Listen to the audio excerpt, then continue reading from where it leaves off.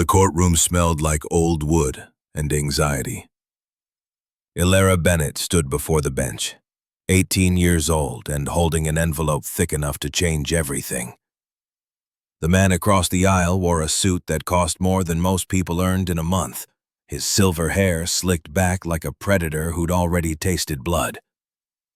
Richard Blackwood leaned toward his attorney, whispering something that made the lawyer's mouth curve into a smile sharp enough to cut.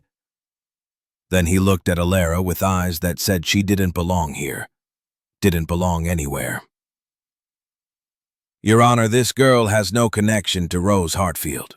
She never met her. She belongs in foster care, not on that land." Ilara's hands shook, but she didn't lower them. The envelope felt heavier than it should, weighted with 16 years of trying and failing and trying again. She opened it carefully, and letters spilled across the table like proof of something everyone had told her didn't exist. My grandmother sent 263 letters to my mother over 16 years. Every single one was returned unopened. But she never gave up trying. The courtroom went still. Even the court reporter stopped typing. 263 times she tried to reach us. 263 times someone blocked her. My grandmother never stopped loving us, and I'm not letting you steal what she fought to protect. Something flickered across Richard's face, then disappeared behind his practiced mask. Fear, maybe, or recognition that he'd underestimated the girl with nothing to lose. The screen went black, and white letters appeared. 6 months earlier. October morning came cold to Pine Grove Children's Home. The kind of cold that seeped through single-pane windows and thin blankets and bones that had learned not to expect warmth. Ilara sat in the office that smelled like industrial cleaner and old paper, watching Mrs. Patterson shuffle through a folder that supposedly contained her entire life. Birth certificate, medical records, exit paperwork. 18 years fit into a manila folder barely an inch thick. Mrs. Patterson looked tired, in the way people get when they've spent decades watching children leave and wondering if they'd done enough. She slid the folder across the desk. 18 years. Hard to believe. Ilara flipped through pages she'd memorized years ago. Found it Station 7, Millbrook Fire Department, February night, 3 days old. Yellow blanket that still sat at the foot of her bed, the only constant in a childhood of temporary rooms and temporary families. A handwritten note tucked into the blanket's folds. "Please love this baby girl." 4 words from a ghost who never stayed long enough to see if anyone listened. "There's one more thing." Mrs. Patterson produced an envelope from a locked drawer, and Ilara's breath caught. The wax seal was burgundy, pressed with the letters R.H., and the paper had yellowed at the edges like it had been waiting a long time. "Your mother left specific instructions. This was only to be given when you turned 18, or if you requested your file." Ilara's fingers trembled opening it. The wax cracked under her thumb, breaking whatever promise had kept it sealed for 18 years. Inside, a brass key, heavy and old, with a clover-shaped bow and a leather tag cracked from age. The words stamped into the leather were faded, but readable. Hartfield Ridge Farm, Millbrook, Nebraska. A note in elegant cursive, the kind of handwriting they didn't teach anymore. "For Ilara, when she's ready. The tractor knows. R.H." And a photograph, small enough to fit in a palm. An elderly woman with silver hair and warm eyes holding a little girl with dark curls. The yellow blanket wrapped around the child was unmistakable. Ilara stared at the photograph until her eyes burned. The little girl was her, maybe 5 years old, and she had no memory of the moment. No memory of the woman whose arms held her like she was precious. Who is this woman? Mrs. Patterson shook her head, and something like regret crossed her face. No records, just the envelope. Your mother left it when she placed you with us. Ilara left Pine Grove with $87 in her pocket, earned from washing dishes under the table at a diner that didn't ask questions. Her duffel bag held everything she owned: 3 changes of clothes, the yellow blanket, the photograph, the key, and a toothbrush with flattened bristles. No one stood at the door to say goodbye because there was no one left to say it to. The sidewalk stretched ahead, empty and gray, leaves skittering across concrete like they were trying to escape something. Ilara pulled her jacket tighter and walked 3 blocks to the library, the same library where she'd spent countless afternoons hiding between shelves and pretending she was someone else. Mrs. Adelaide Porter looked up from the circulation desk, and recognition flickered in her eyes. She'd been the librarian here for 30 years, watching foster kids come and go, always knowing which ones carried that particular weight of having nowhere to go home to. I need to find a place called Hartfield Ridge Farm. The words came out steadier than Ilara felt. Mrs. Porter studied her for a long moment, taking in the duffel bag and the desperate hope barely contained behind careful walls. Come with me, dear. The computer hummed as Mrs. Porter typed, her fingers quick despite the reading glasses perched on her nose. Search after search turned up nothing, and Ilara felt something cold settle in her chest. Maybe the farm didn't exist. Maybe this was another dead end in a life full of them. Then Mrs. Porter refined the search, adding Nebraska and farm and historical society. And an article appeared on the screen dated June 2016. Rose Hartfield, 78, longtime owner of Hartfield Ridge Farm, passed away May 24, 2016. Estado in 1924 by German immigrants. The 120-acre property has been in the Hartfield family for 4 generations. Rose lived alone after her husband passed in 1998 and daughter left in the 1980s. The property remains in legal dispute, with local businessman Richard Blackwood claiming ownership through a 2016 will. Some residents question the will's authenticity, noting Mrs. Hartfield suffered from severe Alzheimer's disease in her final years. Ilara read it 3 times. Rose Hartfield, R.H. The woman in the photograph had a name now, and she died 7 months ago, and someone was trying to take what she'd left behind. Mrs. Porter printed the article and wrote an address in careful script on a notepad. Millbrook is 90 miles west. Small town, about 850 people. Here. She pressed $30 into Ilara's hand, and the gesture was so unexpected that Ilara's throat tightened. Kindness always caught her off guard, arriving when she'd learned to expect nothing. Call the library collect if you need help. And Ilara, whatever you find out there, you have worth. Remember that. The Greyhound smelled like diesel and stale coffee, and the particular weariness of people who traveled because they had no other choice. Ilara took a window seat near the back and pressed her forehead against the glass as the city fell away. Buildings became suburbs, became empty Nebraska prairie stretching to a horizon so far away it seemed impossible. She'd never been this far from everything she knew, which wasn't saying much since everything she knew could fit in a duffel bag. The landscape changed slowly.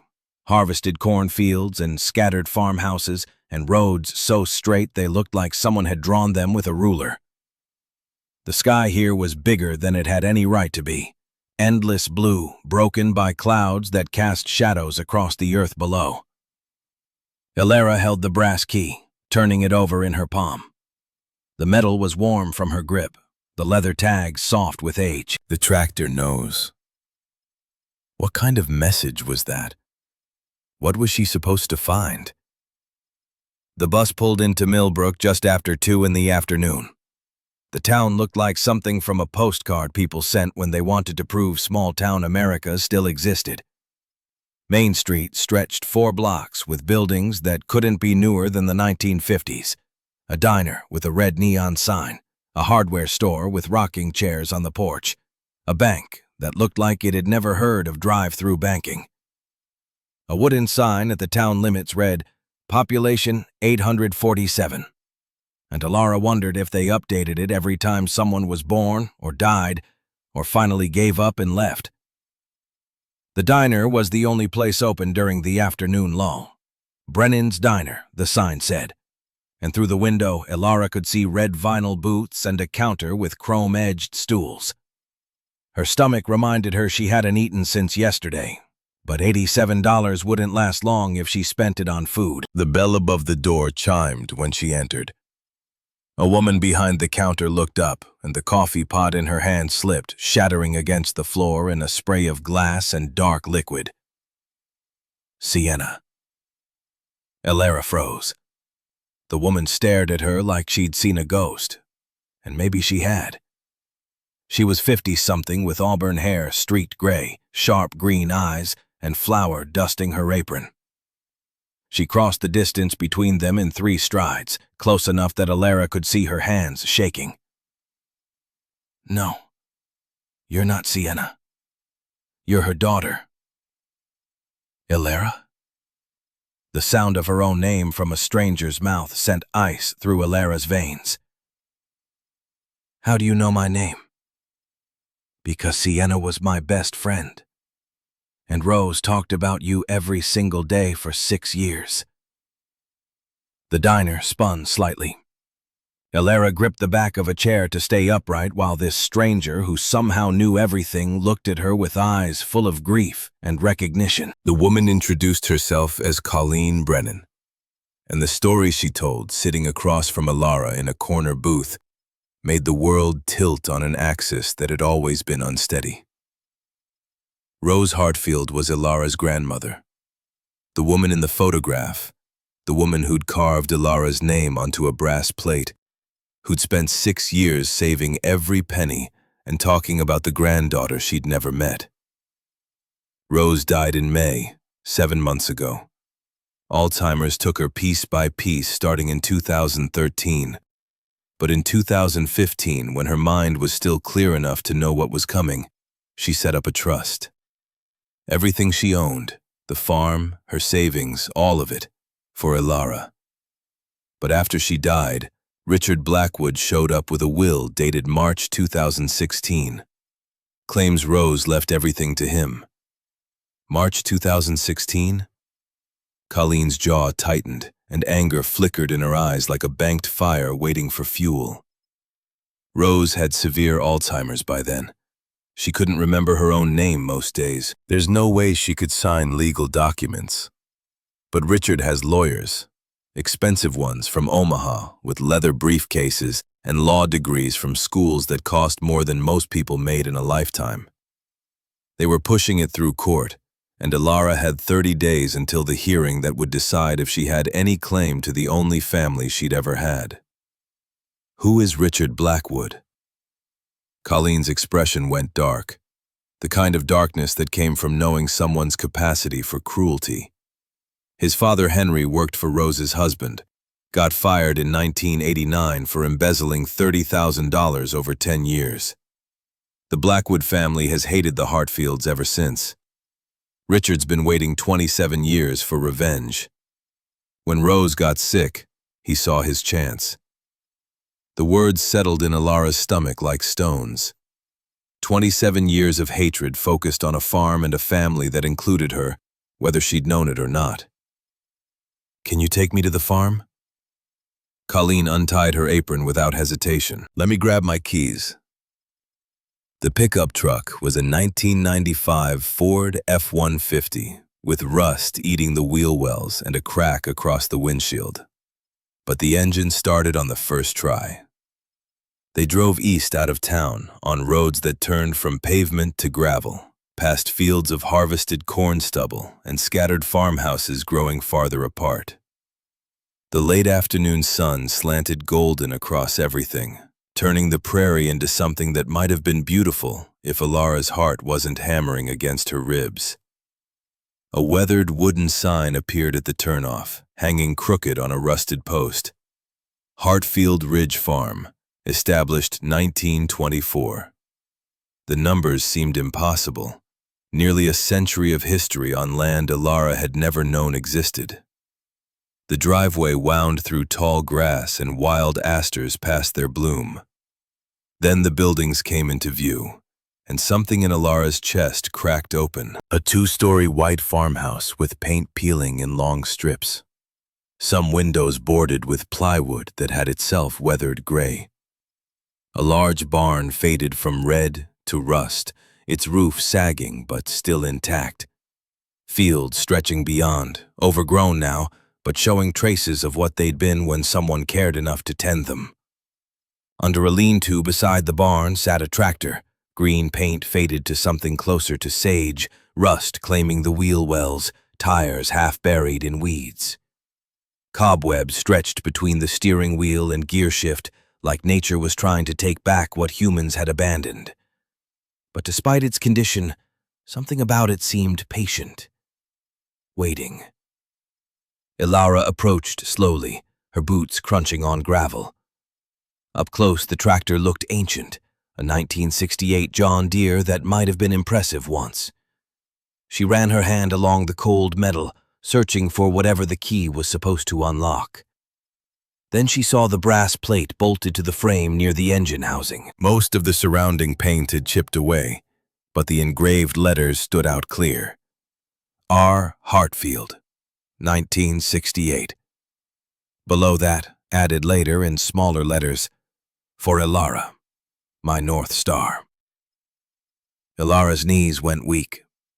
She grabbed the tractor's wheel to stay upright while the world blurred around the edges. Her grandmother had carved her name here, claimed her as family even though they'd never shared a meal or a conversation or a single moment together. Rose talked about you constantly. Even when Alzheimer's took everything else, she remembered you. Colleen's voice came from somewhere far away. Ilara couldn't respond. The tractor seat was one of those old spring-loaded ones that lifted to reveal storage underneath. She tugged at it, but rust and time had sealed it shut. She pulled harder, putting her weight into it, and the hinges finally gave with a shriek of protest. Inside the shallow compartment sat a wooden box about the size of a shoebox, wrapped in oilcloth stained dark with age. The cloth had done its job, protecting what was inside. Ilara lifted it out with shaking hands, brushing away dirt and dead leaves. Dark wood with dovetailed joints that spoke of craftsmanship, a small brass lock on the front. The key slid in perfectly. The lock opened with a soft click that sounded too quiet for the magnitude of what it meant. The letter sat on top. 4 pages of careful handwriting. The letters shaky, but legible, like they'd been written by someone whose hands weren't steady anymore. Ilara read, standing there in the shadow of the tractor while the Nebraska wind picked up and the sun started its descent toward the horizon. My dearest granddaughter Ilara, if you're reading this, you found your way home. I've waited for this day, though I know I won't live to see it.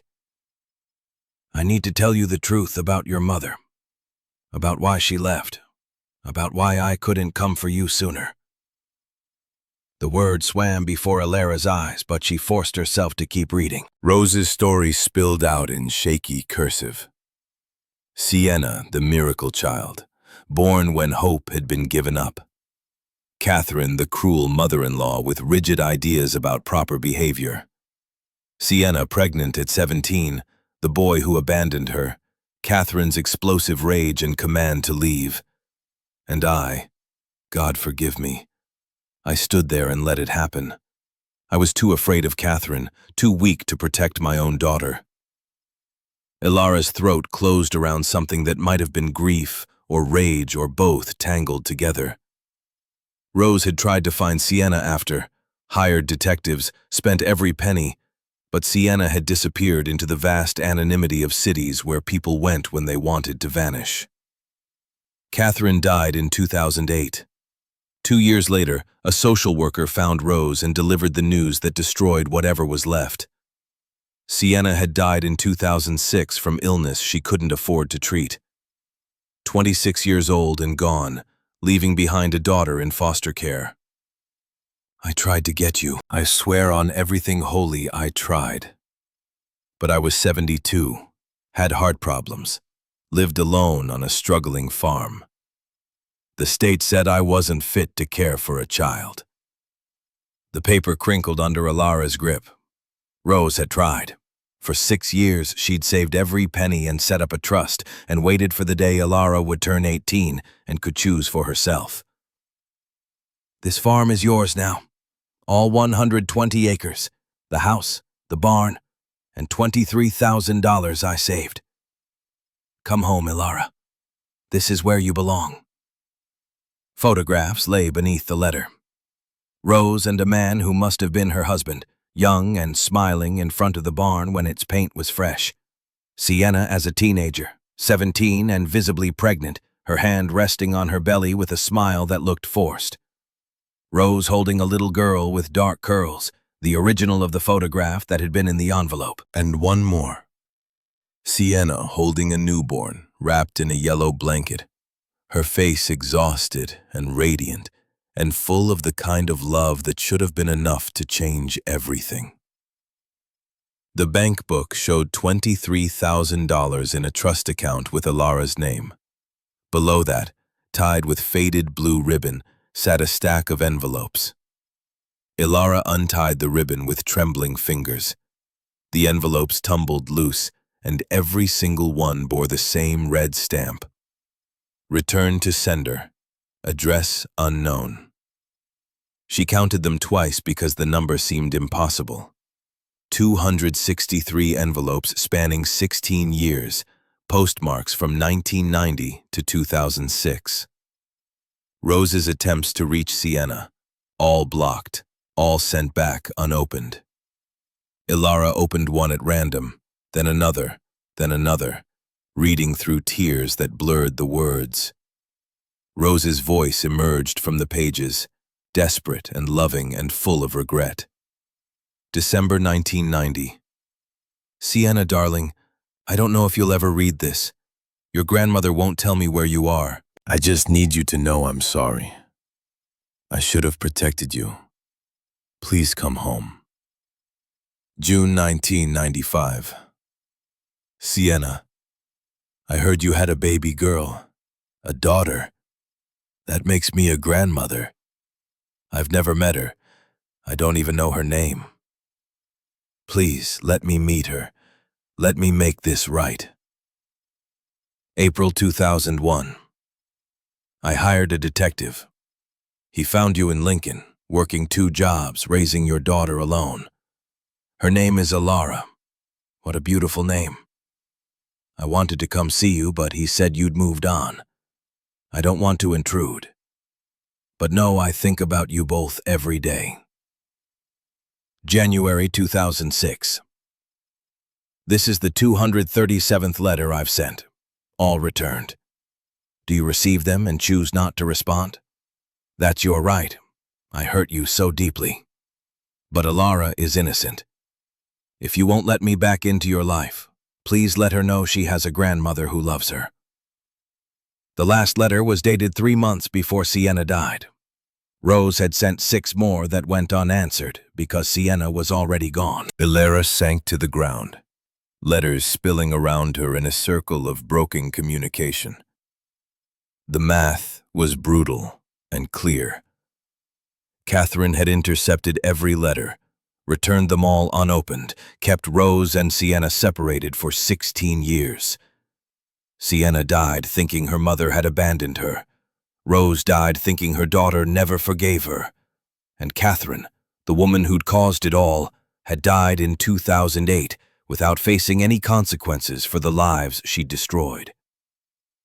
263 letters, 16 years.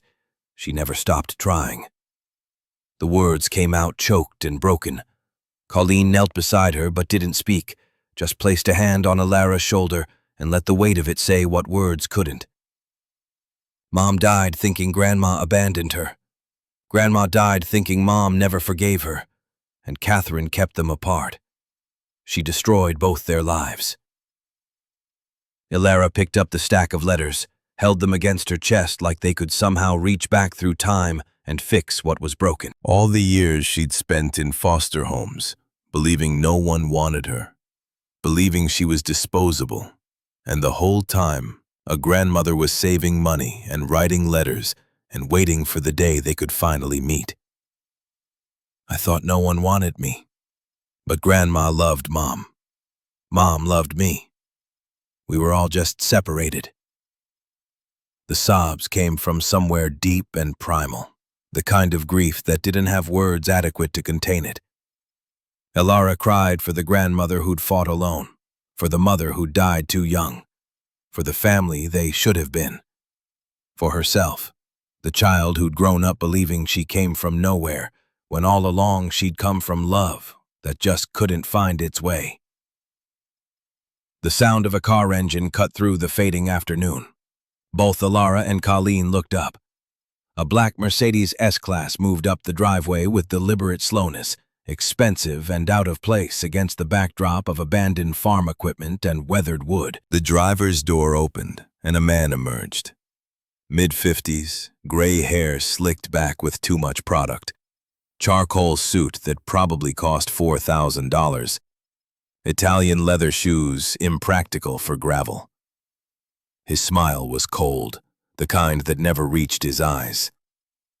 So the foster kid showed up. Colleen, I should have known you'd be involved. He walked toward them with the confidence of someone who believed he owned everything he could see. His gaze flickered to the letters scattered around Ilara, and something like amusement crossed his face. Touching, really. But personal letters don't hold up in court. Ilara stood, wiping her face roughly with the back of her hand. She met his eyes and refused to look away even though everything in her wanted to retreat. I'm Ilara Bennett. Rose Hartfield was my grandmother. This land is mine. The man laughed, and the sound was sharp enough to cut. Afraid you're mistaken, girl.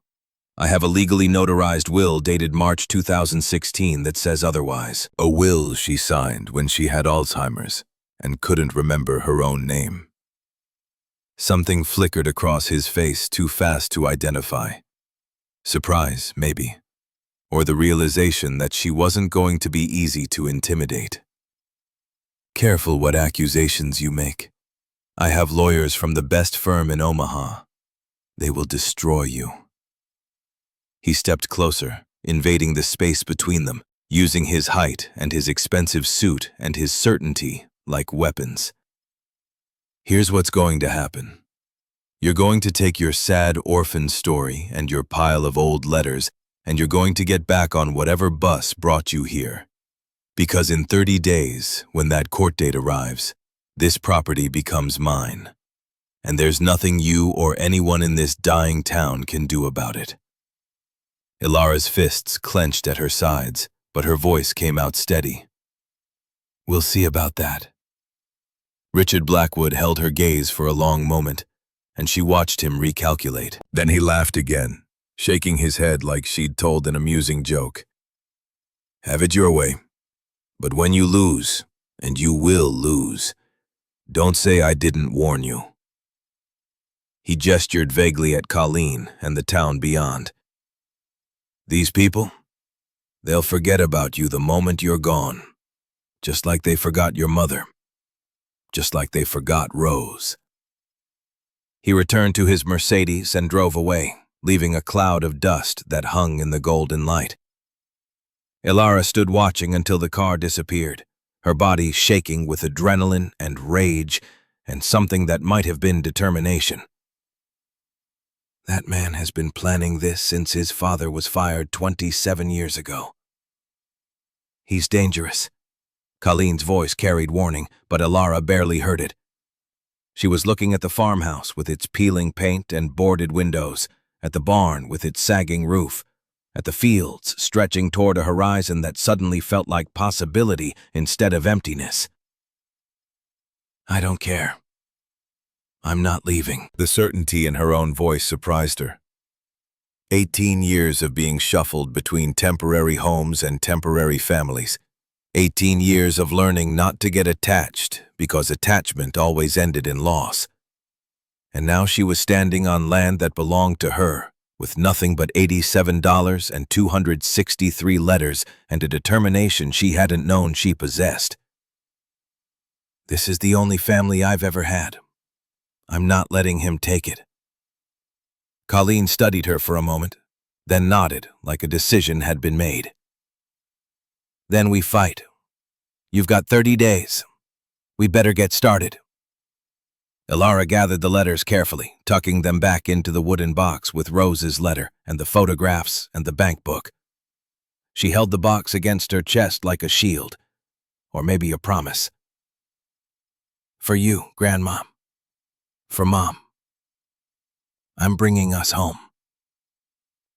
The sun touched the horizon, painting everything in shades of amber and gold. Shadows stretched long across the farm that had been waiting 18 years for her to arrive. Elara looked at the tractor with her name engraved on its frame, at the house where generations of Hartfields had lived and died, and tried to hold on to something solid in a world that kept shifting beneath their feet. She was home, and she was going to fight to keep it. Morning came too early. Gray light filtering through gaps in the boarded windows where Elara had spent the night curled on the farmhouse floor. She'd refused Colleen's offer of a spare room in town, needing to stay here where Rose had lived and died, where Sienna had grown up before everything fell apart. The house was cold and empty and full of ghosts, but it was hers. Her phone buzzed at 6. Colleen's text read, "Come to the diner. Someone wants to help." The walk into town took 40 minutes along the gravel road. Elara's breath clouded in the October air. Her jacket inadequate for Nebraska mornings, but adequate was all she'd ever had. Millbrook looked different in early light. Main Street quiet except for a few pickup trucks parked outside the diner where farmers gathered before heading to fields that still demanded work even when the harvest was done.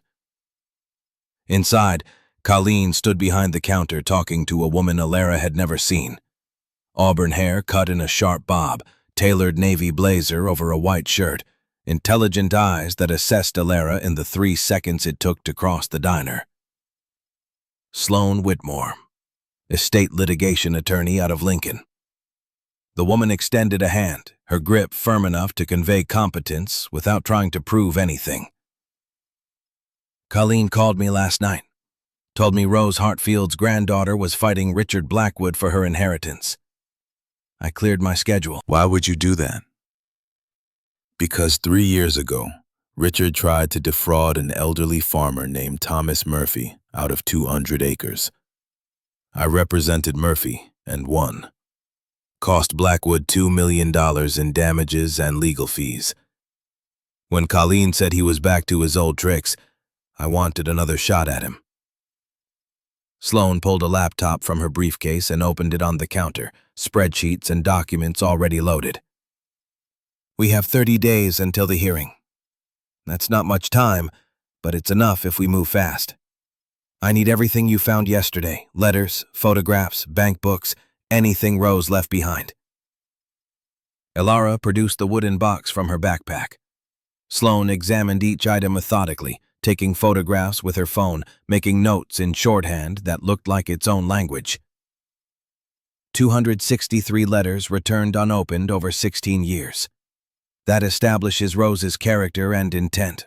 She never gave up on family. The 2015 trust and bank records show clear planning while she was still competent. This is good. This is very good. But we need more. Medical records proving she lacked capacity in March 2016. Witness testimony about her condition. And we need to attack Blackwood's will on every possible front. Notarization, witnesses, document authenticity. The door opened, and an older man entered, weathered face and work-roughened hands, wearing a Carhartt jacket and boots that had seen decades of use.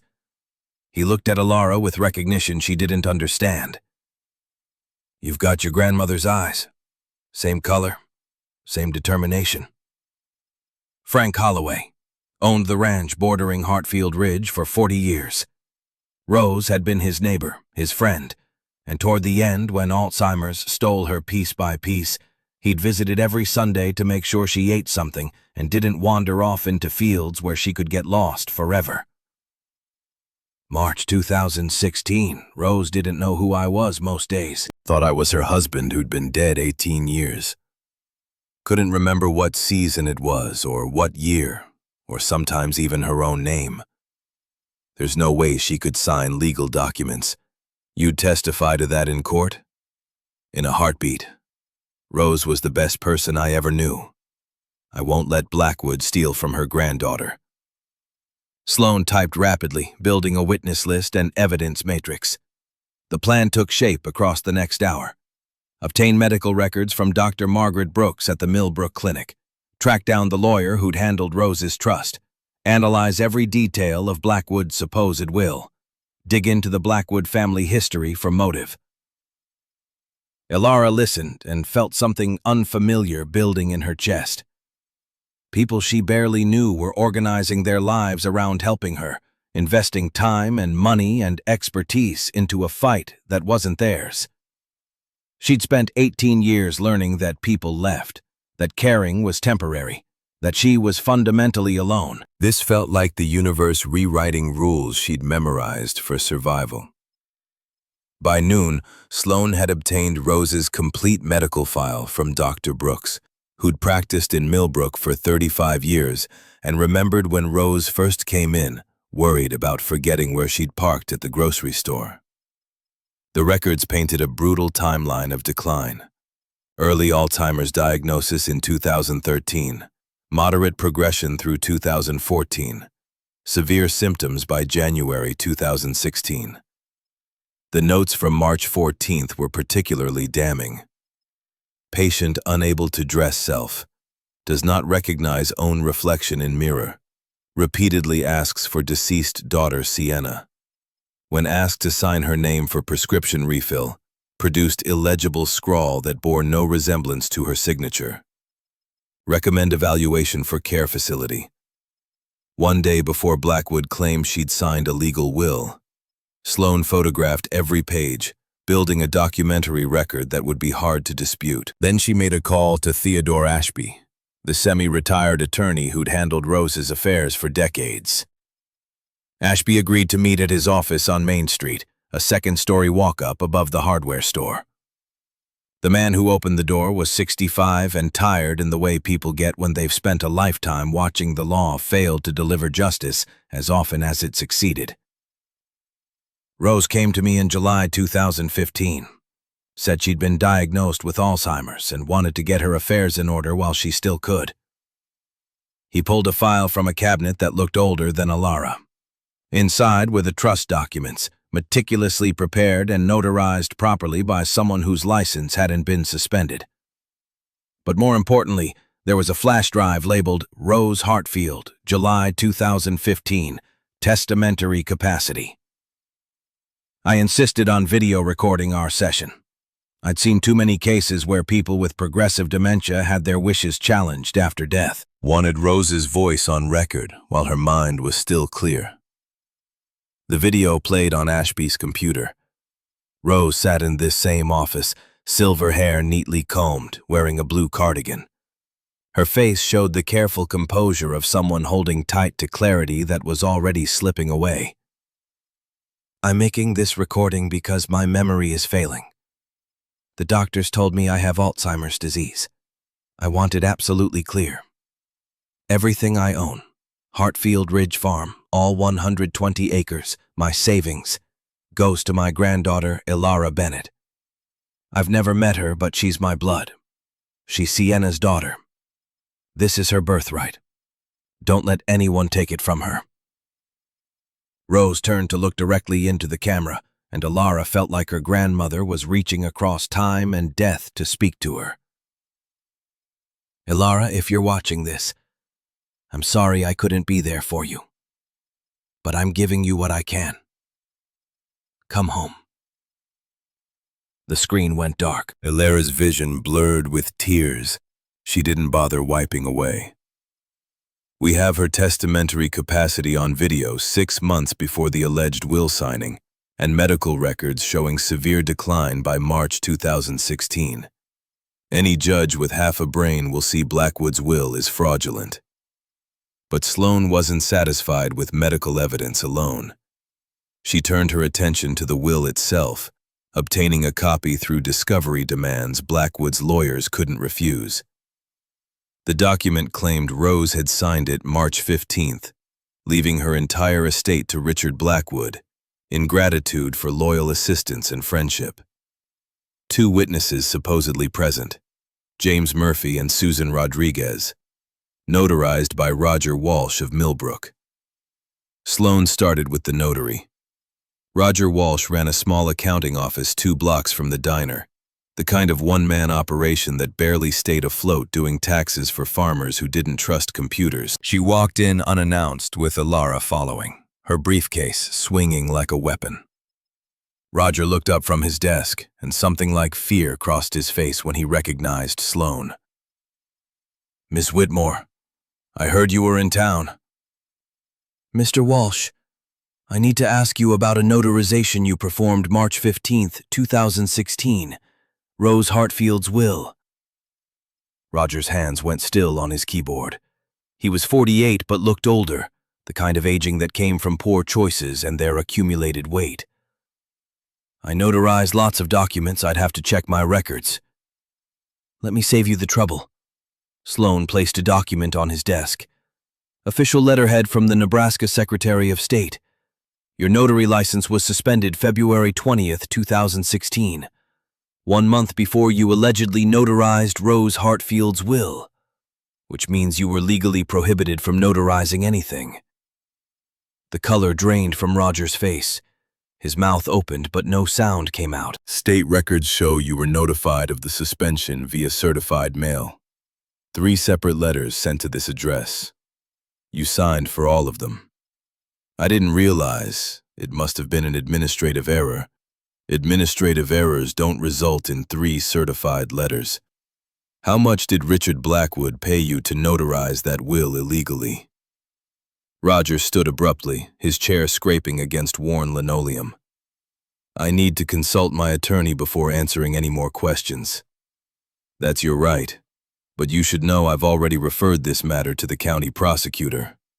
Notarizing documents with a suspended license is a criminal offense. Add in the fact that you were paid to do it, and you're looking at fraud charges." She left her business card on his desk and walked out.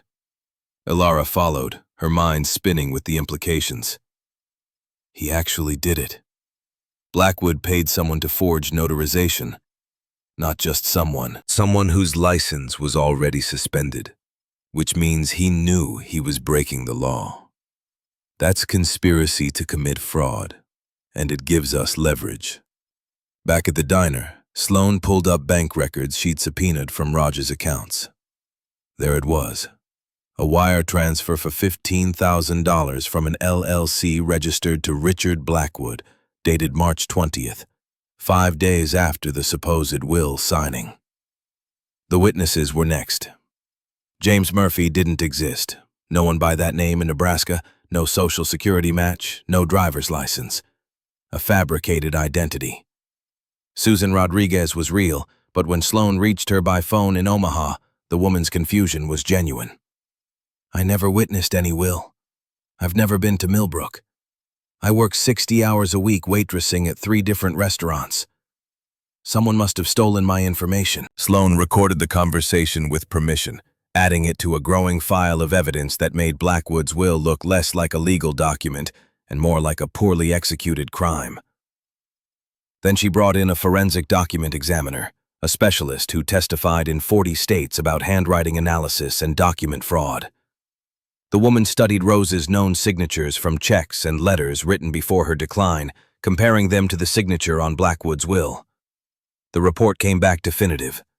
Different pressure patterns, inconsistent letter formation, tremor characteristics that don't match the progression of Rose's documented hand tremors from Parkinson's that developed alongside her Alzheimer's.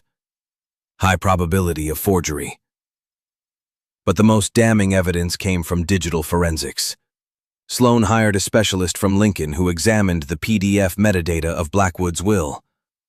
The man worked for 3 hours, pulling apart the electronic fingerprints embedded in the file. This document was created August 17th, 2016, not March.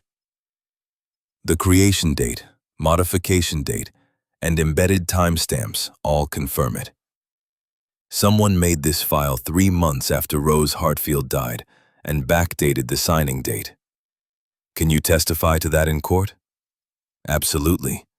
I can show the judge the raw metadata. It's impossible to fake this level of technical evidence. Ilara watched the case build across 3 days, evidence accumulating like stones in a wall that would either protect her or bury her depending on which side the judge believed. But between the legal maneuvering, she kept exploring the farm, searching for anything else Rose might have left behind. The barn smelled like old hay and motor oil and time. Sunlight filtered through gaps in the boards, illuminating dust motes that danced in the still air. Ilara moved carefully around rusted equipment and coils of wire, looking for the loose board Colleen had mentioned. She found it near the loft ladder, hidden behind a workbench that had probably been there since 1924. The board came free easily once she knew where to push, revealing a shallow cavity in the wall. Inside was a tin box decorated with faded flowers, the kind that might have held cookies once. Ilara lifted it out carefully, her heart hammering. The lid opened with a creak of corroded hinges. A diary. Floral cover worn soft with handling, pages yellowed but intact. The first entry was dated September 1987 in rounded teenage handwriting. My name is Sienna Hartfield, and I am 15 years old. I hate this house. Ilara sat on the barn floor and read her mother's life in fragments. Typical teenage frustrations about homework and boys, and a mother, Catherine, who criticized everything. A father, Rose's husband, who was kind but too passive to stand up to his wife. Dreams of leaving someday, going to college, becoming someone who mattered. Then the entries shifted. March 15th, 1989. Written in handwriting that shook with emotion. Henry Blackwood got fired today. Dad caught him stealing from the equipment fund. He'd been doing it for years. Tools, money, even some of Grandma Catherine's jewelry once. When Dad fired him, Henry was furious. Red-faced, veins bulging, spit flying when he shouted. He told Richard right in front of me, like I wasn't even there, like I was furniture. Someday the Hartfields will pay for humiliating my family. That farm should have been ours. Richard smiled. This cold smile he's had since we were kids playing in the schoolyard. Richard Blackwood is dangerous. I see it in his eyes, the way he looks at people like he's calculating how much damage he could do if he decided to bother. He's the kind who waits, who plans, who never forgets a slight or forgives an insult. He'll hold on to this grudge forever, and someday he'll find a way to make us pay. I hope I'm wrong, but I don't think I am. Ilara read the words 3 times. 27 years ago, Richard had been promised revenge by his father, and he'd waited patiently through marriage and business success and the slow death of everyone who'd humiliated the Blackwood name. Waited until Rose was vulnerable and alone and incapable of defending herself. She carried the diary back to town. Sloan read the entry and smiled grimly. Motive. We can trace his grudge back nearly 3 decades. This is excellent. It's not excellent. It's sick. He destroyed my family because his father was a thief who got caught. I know. But in court, this proves premeditation. It shows he's been planning this for years, which makes his sudden appearance with a will right after Rose's death look exactly like what it is. Calculated revenge disguised as legal inheritance. Colleen drove Ilara to the cemetery on the east side of town. Millbrook Cemetery occupied 5 acres beneath oak trees old enough to have witnessed the town's entire history. Rose and Sienna were buried in the newer section, their graves side by side. Ilara knelt in the grass between them, placed the wooden box with 263 letters on the ground where both headstones could see it, and wept without words. Some grief was too large for language. Colleen stood at a respectful distance, understanding that certain moments required solitude, even in the presence of others. That evening at the diner, an elderly woman walked in and looked directly at Ilara with eyes that held decades of secrets. She was 74 with white hair and careful movements, the way people walked when their bodies had betrayed them enough times to require caution. "You're Ilara. You have Sienna's eyes, hazel with gold flecks." Ilara stood, uncertain. "I'm Beatrice Winters. I was a hospice nurse at Memorial Hospital in Lincoln. I took care of your mother in her final days." The world tilted slightly. Beatrice sat without invitation, pulling an envelope from her purse like she'd been carrying it for years. "Sienna asked me to find you. She said when you were old enough, when you came looking for answers, I should give you this. I've been searching for 17 years. Finally found your name in foster care records when you aged out last week." The envelope was addressed to Ilara in shaky handwriting. Beatrice pushed it across the table. "She wrote it 3 days before she died. Morphine made it hard for her to focus, but she was determined." Ilara opened it with trembling hands. The letter was written on hospital stationery, the words wandering across the page in lines that weren't quite straight. "My darling Ilara, if you're reading this, someone kept their promise. Thank you, Beatrice. I don't have much time left. The doctors don't say it out loud, but I know. My body is shutting down and soon there will be nothing left. I need you to understand why I left you at that fire station. It wasn't because I didn't love you. I loved you more than my own life. I loved you more than breathing." The words blurred as tears filled Ilara's vision, but she forced herself to keep reading. "I was 19 and dying. No insurance, no money for treatment, no family I could reach. Your father was gone the day I told him I was pregnant. My mother had thrown me away. I didn't know where my own mom was. I could have tried harder to find her. But my grandmother Catherine was still alive then. I couldn't risk her raising you the way she tried to raise me, with cruelty and impossible standards. I would rather leave you with strangers than let her poison you. So I found a good agency, left you with people who would find you a loving home. And I left you a key. The key to your grandmother Rose's tractor, the one she taught me to drive when I was 12, out in the fields behind the barn where I felt free for the only time in my childhood. Your grandmother is a good woman, Ilara. She made mistakes. She let Catherine control her for too long. But she loved me, and I know she'll love you. When you're old enough, when Catherine is gone and Rose has had time to heal, use the key. Find your way home. Look inside the tractor. Rose will have left everything for you. Know that I loved you with every piece of my soul. Know that leaving you was like cutting out my own heart. Know that I thought about you until my very last breath. You are my greatest love, my reason for everything. Forever and always. Mom. Ilara's hands shook so badly the paper rattled. Colleen wrapped an arm around her shoulders while Beatrice watched with the quiet compassion of someone who'd witnessed too much death to be shocked by grief. She talked about you constantly, even when the morphine made her confused, when she didn't know what year it was or where she was. She knew she had a daughter named Ilara. Her last word was your name. Beatrice pulled a small leather bracelet from her purse, simple brown leather with a silver disc engraved with the letter E. She asked me to give you this too. Wore it every day until she got too weak to fasten the clasp.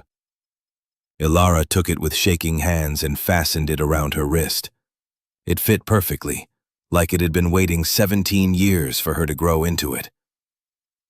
That night, Ilara returned to the farm alone. She'd bought a sleeping bag with money Sloane had advanced against the farm's eventual settlement, intending to camp in the house until she could afford to fix the plumbing and electricity. But when she arrived at midnight, glass crunched under her boots.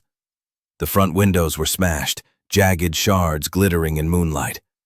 Spray paint screamed, "Leave," in 3-foot letters across the barn wall. The tractor tires had been slashed. Deep cuts that hissed air into the night. The mailbox lay bent in the ditch, beaten with something heavy enough to destroy metal. Ilara stood in the wreckage of her inheritance and felt rage burn away the exhaustion. She pulled out her phone and called 911.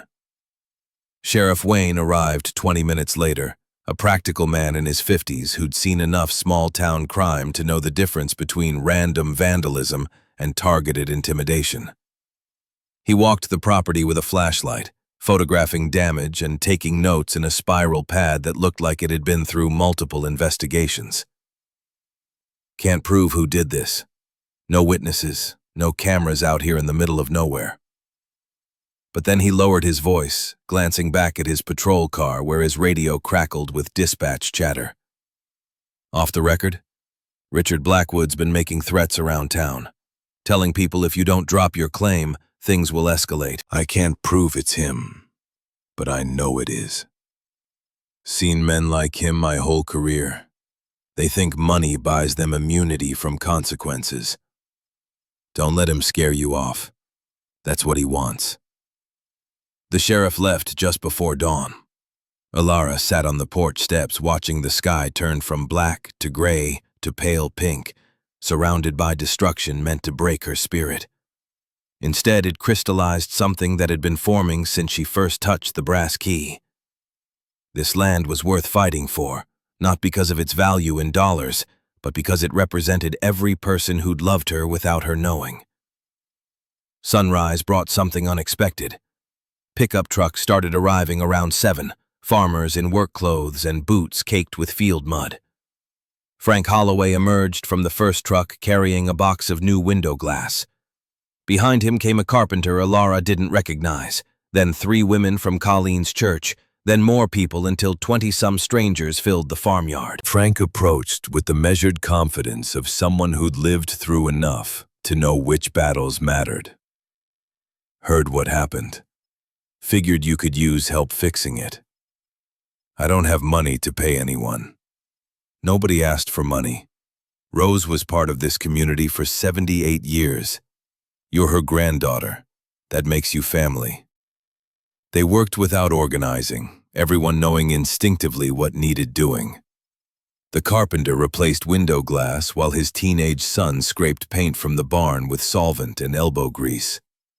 The churchwomen swept broken glass and scrubbed the porch where mud had been tracked. A mechanic from town replaced the slashed tractor tires for cost of materials, refusing payment for labor. Ilara tried to help but mostly stood watching, overwhelmed by the reality of community she'd only understood as an abstract concept. These people owed her nothing, but they showed up anyway, because their loyalty to Rose extended beyond death. By evening, the damage was repaired. Better than repaired. The new windows were actually sealed properly. The barn wall had been pressure-washed clean of decades of grime along with the graffiti. Someone had fixed the sagging porch railing she hadn't known was broken. The farm looked more cared for than it probably had in years. Frank was the last to leave. He stood beside his truck in the fading light, looking at the fields that bordered his ranch. Your grandmother used to say that land remembers the people who love it, remembers their work and their sweat and their dreams. This farm has a lot of memories worth preserving. Thank you for everything. Don't thank me yet. Wait until you win that court case.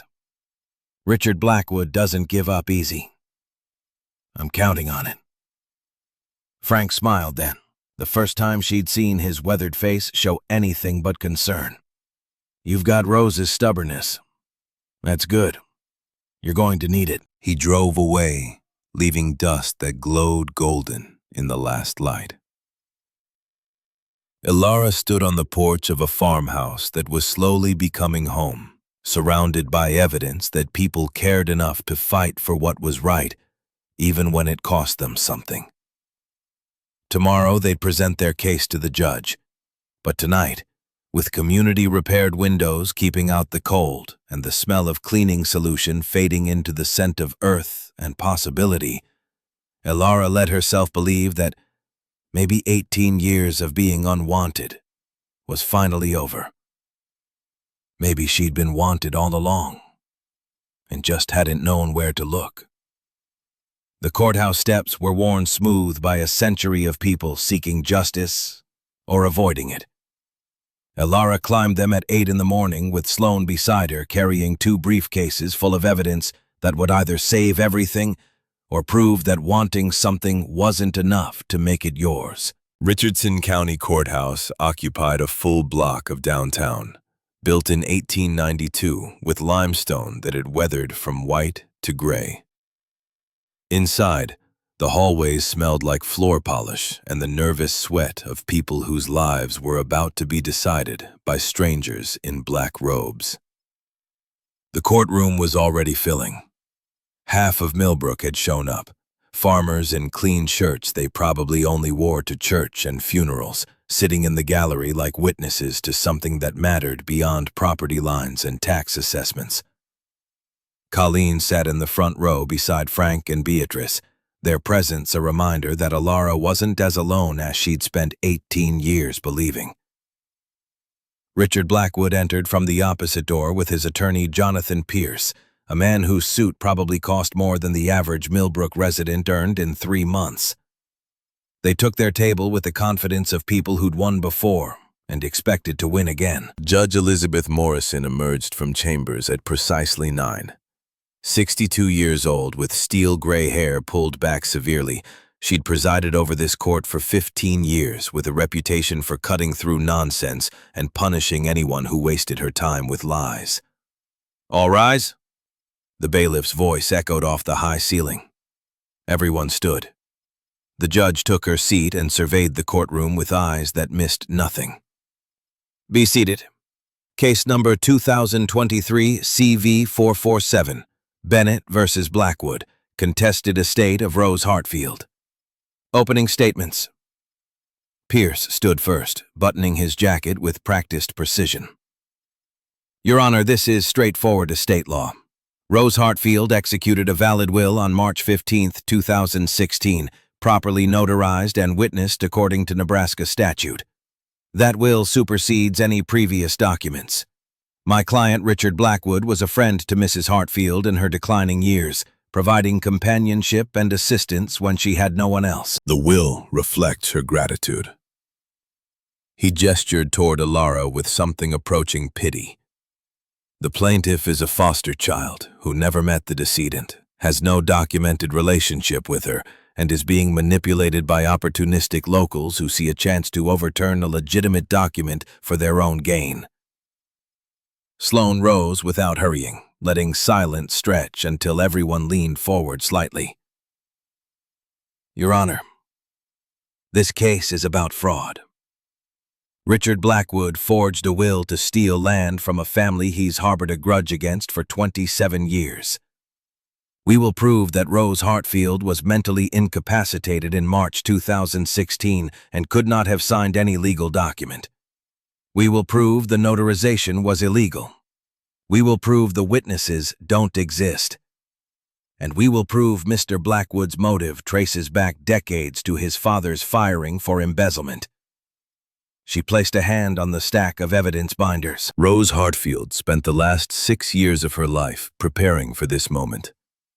She knew people like Richard Blackwood existed, and she protected her granddaughter the only way she could, with meticulous documentation of her true wishes. We're here to honor those wishes. The judge made a note on her legal pad. Proceed with evidence. Sloan called Dr. Margaret Brooks first. The doctor took the stand wearing the same practical clothes she'd probably worn to the clinic that morning, her gray hair cut short for efficiency rather than style. Dr. Brooks, you treated Rose Hartfield from 2013 until her death in 2016? Yes. I diagnosed her Alzheimer's disease in August 2013 after she came in concerned about memory lapses. Can you describe the progression of her condition? Dr. Brooks pulled reading glasses from her pocket and consulted notes she'd brought. Initial symptoms were mild, forgetting appointments, misplacing items. By 2014, it had progressed to moderate decline. She needed reminders for basic tasks, sometimes got confused about dates. By January 2016, she was in severe decline. Couldn't recognize close friends consistently, had difficulty with basic self-care, showed significant confusion about time and place. What was her condition in March 2016? Dr. Brooks looked directly at Richard Blackwood when she answered. March 14th, one day before the alleged will signing, I documented that Rose couldn't dress herself, didn't recognize her own reflection, and repeatedly asked for her daughter, who'd been dead for 10 years. When I asked her to sign her name for a prescription refill, she produced an illegible scrawl that bore no resemblance to her signature. I recommended evaluation for a care facility because she could no longer safely live alone. Could she have had capacity to understand and sign a legal will the next day? Absolutely not. Late-stage Alzheimer's doesn't allow for brief periods of legal competency. The damage is permanent and progressive. Pierce tried cross-examination, but Dr. Brooks shut him down with clinical precision, citing medical literature and 35 years of practice. The jury? There was no jury, just Judge Morrison with her sharp eyes and sharper mind. But the gallery watched like one anyway, absorbing every word. Sloane's next witness was Frank Holloway. He walked to the stand with the deliberate pace of someone whose body had been shaped by decades of physical labor. Mr. Holloway, you visited Rose Hartfield regularly in her final years? Every Sunday from 2014 through her death. We were neighbors for 40 years. When her husband died and then her mind started going, I made sure she had company and ate proper meals. What was she like in March 2016? Frank's weathered face showed the weight of those memories. She didn't know who I was most Sundays.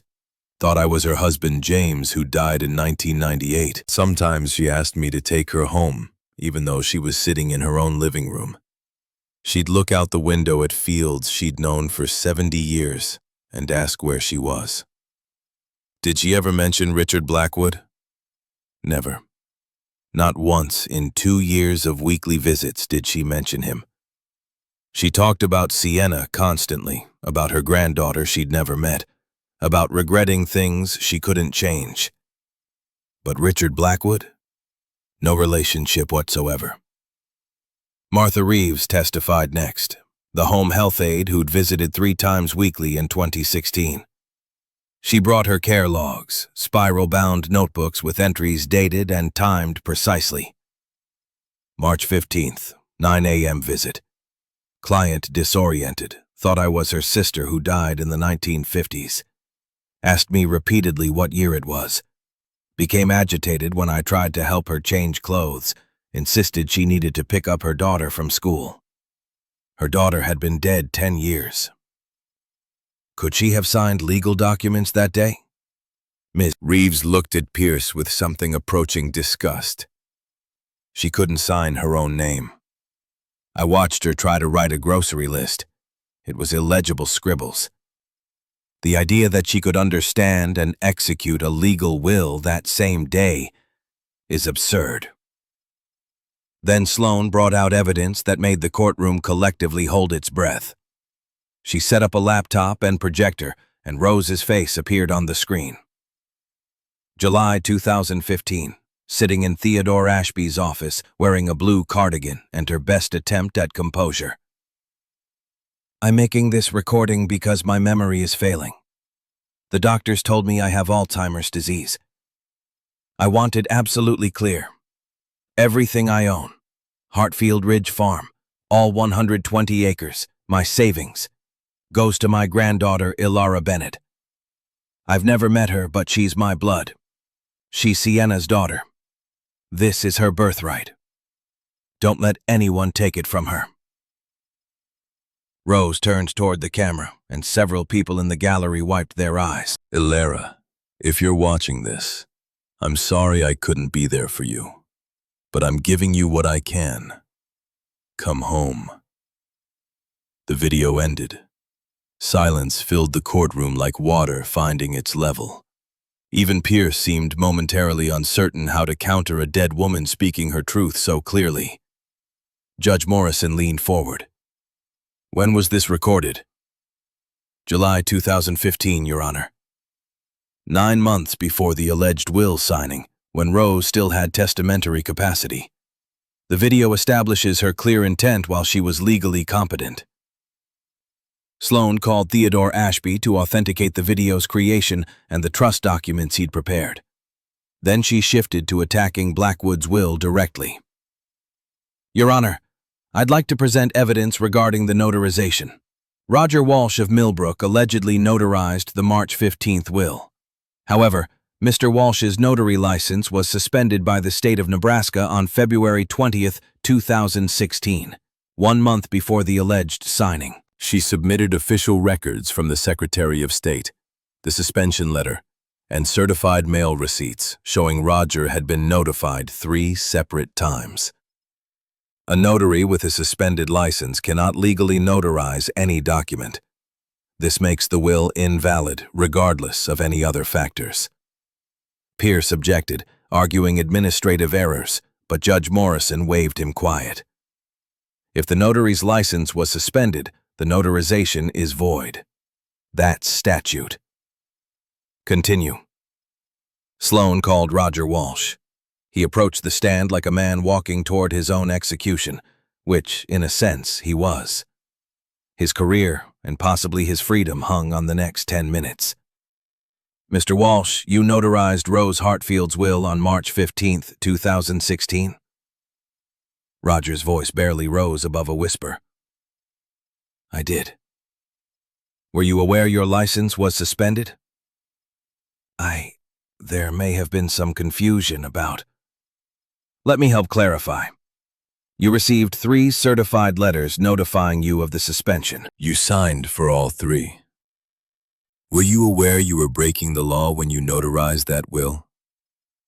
Silence stretched. Roger's hands gripped the witness stand until his knuckles went white. Did Richard Blackwood pay you to notarize the will illegally? Pierce objected, but Judge Morrison overruled. Answer the question, Mr. Walsh. Roger's face crumbled. $15,000. Wire transfer 5 days after I notarized the document. He said it was a rush job, that Rose wanted to change her will before she got worse. I needed the money. My business was failing. I didn't think about the consequences. The courtroom erupted. Judge Morrison's gavel cracked like thunder. Order! Mr. Walsh, you're admitting to notarizing a legal document with a suspended license in exchange for payment? Yes, Your Honor. You understand you've just confessed to criminal fraud in my courtroom? Roger nodded miserably. 2 deputies approached as the judge instructed them to take him into custody. He was led out while the gallery watched in stunned silence. Sloan didn't pause. Your Honor, I also have testimony from Susan Rodriguez, one of the alleged witnesses. Ms. Rodriguez submitted a sworn affidavit stating she never witnessed any will, has never been to Millbrook, and was working 60 hours a week waitressing in Omaha during March 2016. Someone used her identity without permission. As for the second witness, James Murphy, No person by that name exists in Nebraska. No social security match, no driver's license, no record of existence. A fabricated identity. She pulled out the forensic document analysis. A handwriting expert examined Rose's known signatures against the signature on Blackwood's will. His conclusion? Inconsistent pressure, different letter formation, tremor patterns that don't match Rose's documented hand tremors from Parkinson's disease. High probability of forgery. Finally, she brought out the digital forensics report. The PDF of this will was created August 17, 2016, not March. The metadata, creation date, modification date, embedded timestamps, all confirm it was made 3 months after Rose's death and backdated. She let that sink in before continuing. Someone created this document after Rose Hartfield could no longer object, used a notary they'd paid to break the law, invented witnesses, and forged her signature. The question isn't whether this will is fraudulent. The question is why Mr. Blackwood committed fraud to steal from an Alzheimer's patient.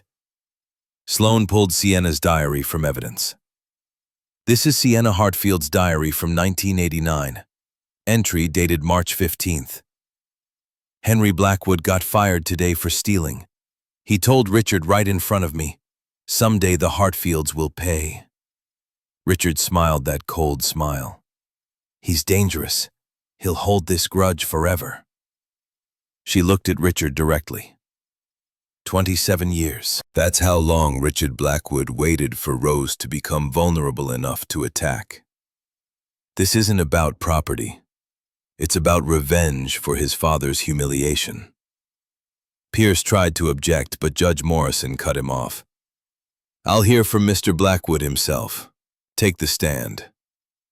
Richard stood with visible reluctance. Under oath, he recounted a version of events where he'd been Rose's friend, visiting regularly, earning her gratitude through selfless assistance. Sloan approached for cross-examination like a predator who'd finally cornered prey. "Mr. Blackwood, you claim you visited Rose regularly.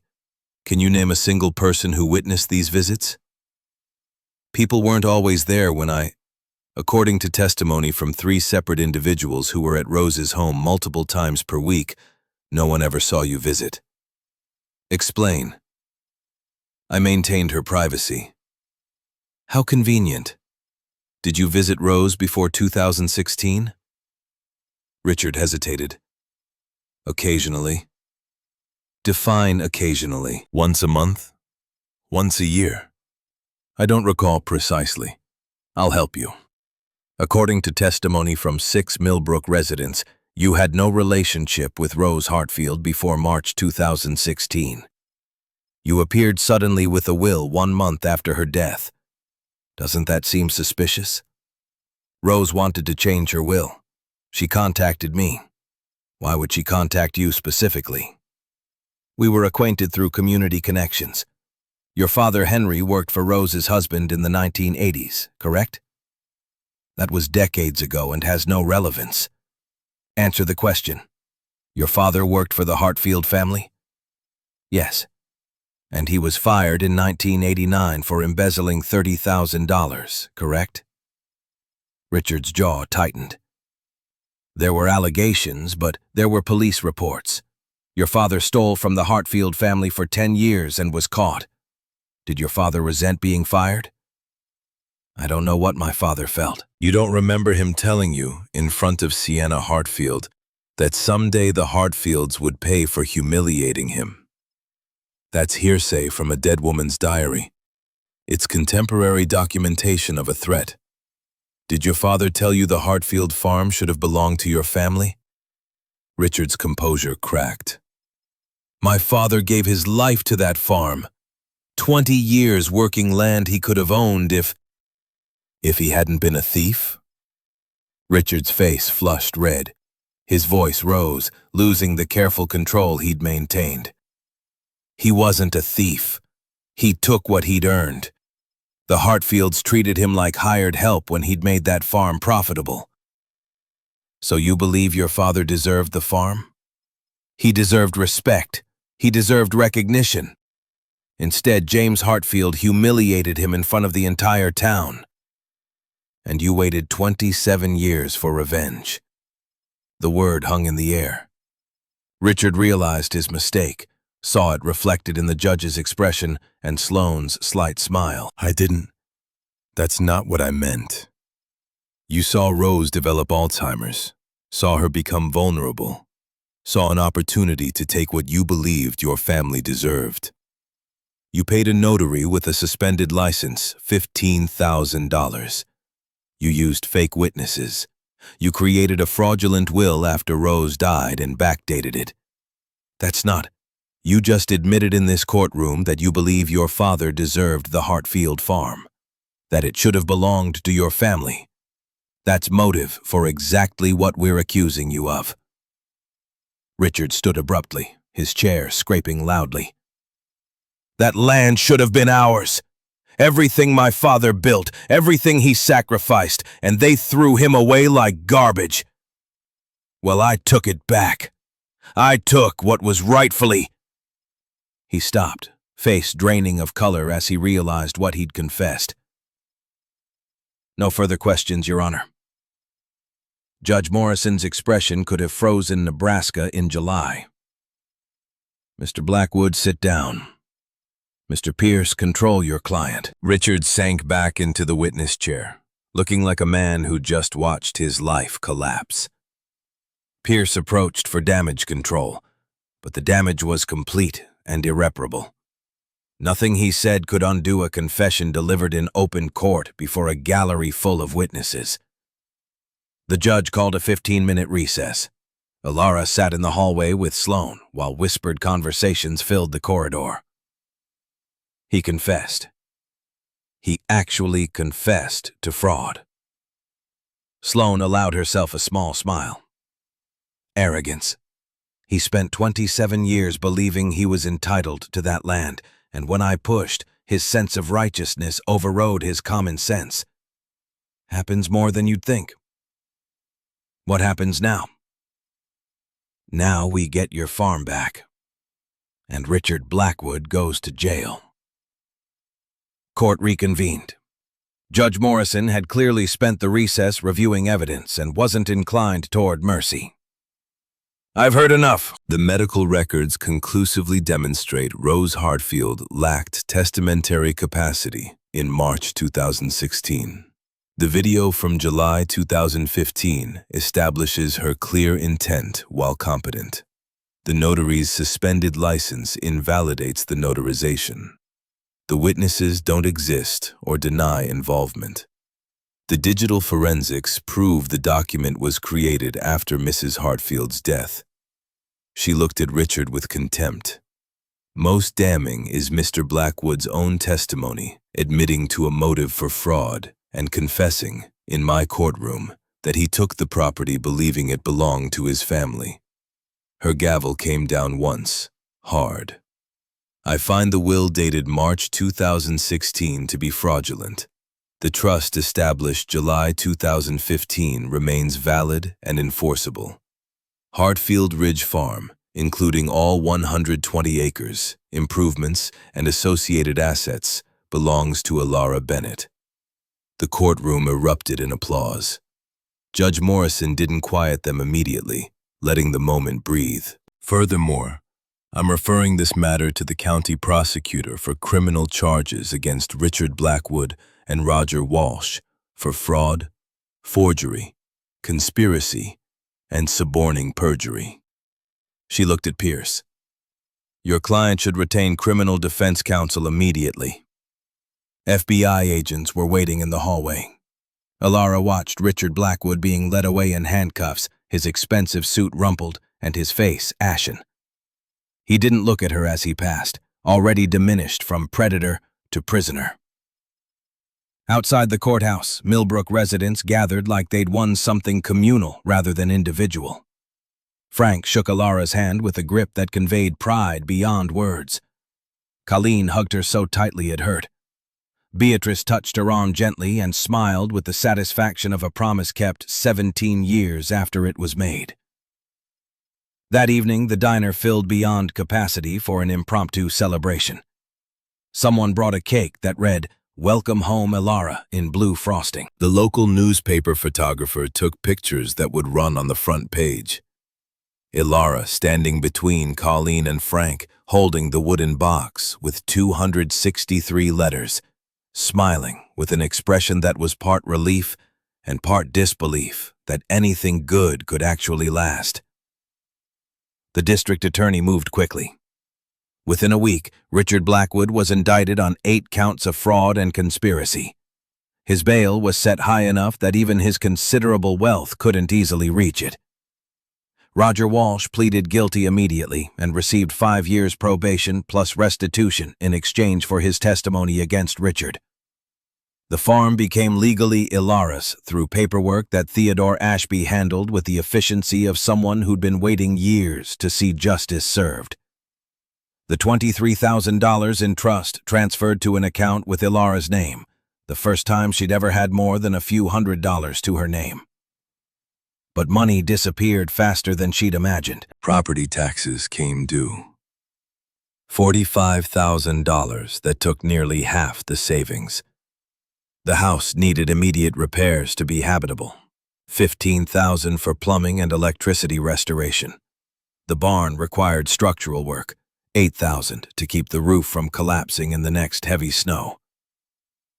Sloan sat her down with a spreadsheet that showed the brutal reality of inheriting land. You can sell, get about $600,000 for the property, walk away with enough to start a different life. Or you mortgage 30 acres to raise capital, take out a farm loan, and try to make the land profitable. But farming's not easy, especially for someone with no experience. You could lose everything trying. Elara thought about Rose writing letters for 16 years, about Sienna leaving a key with her last breath, about a community that showed up to repair windows smashed by the man who'd tried to steal her birthright. I'm not selling. Not 1 acre. The trial ended in early November. Winter passed in legal paperwork and loan applications and planning sessions with Frank, about crops and equipment and the 1,000 details that separated successful farming from bankruptcy.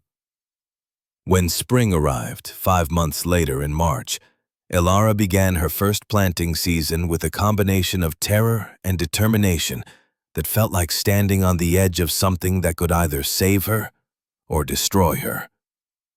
Frank offered to teach her. He showed up at dawn on the first planting day with patience that had been shaped by watching countless rookies make every possible mistake. The tractor Rose had left her got restored by the community mechanic, green paint fresh and engine running smoothly. Frank taught her to drive it through the fields, keeping Rose straight, judging depth by feel and experience she didn't have yet. First week, she planted 5 acres too shallow, seeds that would never germinate. Had to rip it up and start over, losing time and money and pride. Second week, she broke the tractor's PTO shaft, making a turn too sharp. Repair costing $800 she didn't have. Frank loaned it without expecting repayment. I made worse mistakes my first year. Lost an entire corn crop to drought because I didn't understand irrigation timing. You're doing fine. She didn't feel fine. She felt exhausted and inadequate and terrified she'd fail everyone who'd invested in her success. But she kept showing up at dawn, kept learning, kept trying. The farm loan came through in April. $50,000 at interest rates that made Sloan wince, but were the best they could negotiate for someone with no credit history. Elara used it for seed, fertilizer, equipment rental, and wages for 2 experienced farmhands Frank recommended who needed work. She planted 80 acres in corn and soybeans, standard Nebraska crops that didn't require expertise she didn't possess. Left 40 acres wild for conservation programs that paid modest subsidies. Every decision was calculated against a budget that allowed almost no margin for error. Summer brought drought. 6 weeks without rain. Temperatures in the 90s. Irrigation systems old enough that they broke down twice, requiring repairs she barely afforded. The crops struggled, corn stalks yellowing, soybeans wilting despite her efforts. Ilara worked 18-hour days hauling supplemental water, adjusting irrigation schedules, doing everything the farmhands and Frank suggested. She lost 15 pounds she didn't have to spare. Her hands developed calluses that split and bled. Exhaustion became a permanent condition. July brought the rain finally. Massive storms that dumped 3 inches overnight. The crops revived. Not perfect, yields would be below average, but alive and growing. Harvest came in October, exactly 1 year after she'd first stepped off the Greyhound. Combines rolled through fields that were hers by law and sweat, and the accumulated love of people who died still hoping she'd find her way home. The corn yielded 140 bushels per acre, below the county average of 180, but acceptable for a first-year farmer. Soybeans hit 38 bushels per acre versus the average 50. Frank checked the numbers and nodded. Not bad. Better than most rookies. You might actually survive this. After paying loan interest, property taxes, equipment costs, labor, and seed for next year, Ilara netted $11,000 profit. Barely enough to live on if she was careful. The farm would be tight for years until she built equity and experience. Sunday dinners became tradition. Every week, the same group gathered at the farmhouse. Colleen and Frank, Beatrice and Sloan when she could drive from Lincoln, Theodore Ashby, Dr. Brooks, others who rotated through. They ate food everyone contributed. Told stories about Rose that Ilara absorbed like someone who'd spent 18 years thirsty for connection. These were her people now. Not temporary, not conditional. Just family by choice and shared history and the stubborn refusal to let connection die with the people who'd first forged it. The following spring, 18 months after she'd first arrived, Ilara drove to the cemetery on a late April morning. She carried wildflowers picked from the conservation section of the farm, white and purple asters that Rose had probably loved, growing in places no one cultivated but nature persisted anyway. 2 graves sat side by side beneath the oak that had finally reached its full height. Someone had cleaned the headstones recently, probably Frank, who still visited every Sunday out of habit. Rose Hartfield, 1938 to 2016. Beloved mother and grandmother. Sienna Hartfield, 1987 to 2006. Forever young, forever loved. Ilara arranged flowers on both graves before sitting cross-legged between them. The spring grass was soft and damp with dew, soaking through her jeans, but she didn't care. Grandma Rose, I kept the farm. First year's harvest wasn't impressive, but it was enough. Frank says I'm learning faster than most. I think you'd be proud. A morning breeze moved through the cemetery oaks, rustling new leaves that glowed green in the early light. I found all your letters. Every single one. I read them so many times I've memorized parts. You never gave up trying to reach Mom. 263 times you tried, and Catherine blocked you every time. She turned toward Sienna Stone. Mom, I understand now why you left me at that fire station. You weren't abandoning me. You were protecting me from Catherine's poison. You wanted me to have a chance at something better than what you got. Her throat tightened. I wish things had been different. I wish you'd gotten the letters. I wish you'd come home and Rose had been there, and the 3 of us could have had the family we deserved. She pulled the brass key from her pocket, the key that had unlocked everything. The metal was warm from being carried against her heart, the leather tag worn soft from constant handling. But this key you left me, Mom. It didn't just unlock a tractor. It unlocked a whole world. It brought me home to land that holds the memory of everyone who loved it, to a community that showed up when I needed them, to a grandmother's love that survived death and time and circumstance. She held the key up to catch the morning light. I thought for 18 years that I was unwanted, that I came from nowhere and belonged nowhere and would end up nowhere. I was wrong about everything. Tears came freely, hot against her cold cheeks. I was wanted. I was loved. I just didn't know it yet because the people who wanted me were gone before I could understand what I'd lost. She touched both headstones, one hand on each. But their love didn't die. It traveled through years and pain and separation and found me anyway. I'm the proof that love survives everything. Time, distance, even death itself. A robin sang from the oak branch overhead, spring song announcing territories and possibilities. Elara stood slowly, wiping her face with the back of her hand. Thank you for fighting for me even when you couldn't fight for each other. Thank you for never giving up.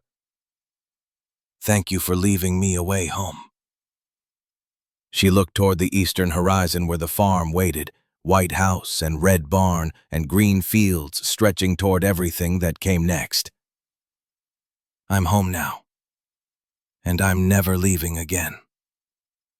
The brass key went back in her pocket, over her heart, where it belonged. She walked from the cemetery toward town, and the diner where Colleen would have coffee ready, and Frank would ask about planting schedules, and Beatrice might stop by with stories about Sienna that somehow made the loss less brutal. Behind her, 2 graves sat side by side beneath the oak that had witnessed a century of lives lived and lost.